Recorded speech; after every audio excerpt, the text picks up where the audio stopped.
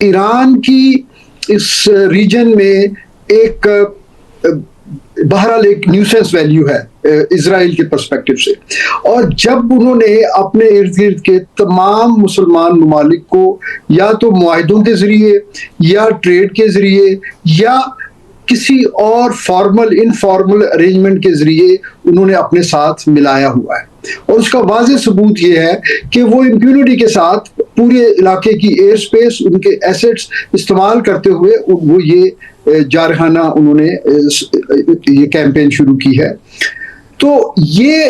अगर ईरान का प्रोग्राम वो जो है उसको सैबोटाइज करने में कामयाब हो जाते हैं तो ये बात यहाँ रुकेगी नहीं, क्योंकि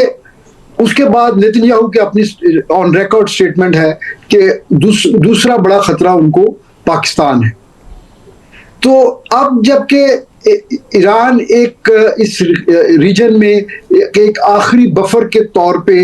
वो खड़ा हुआ चैलेंज कर रहा है इजराइल को, तो अगर ये बफर भी खत्म हो जाता है तो फिर किसी टाइम फ्रेम डिफरेंट हो सकता है, लेकिन उनकी तरजीहात में इजराइल की फिर अगला टारगेट पाकिस्तान हो सकता है। और उसके लिए उनको भारत की सूरत में इस आय उनके पास मौजूद है।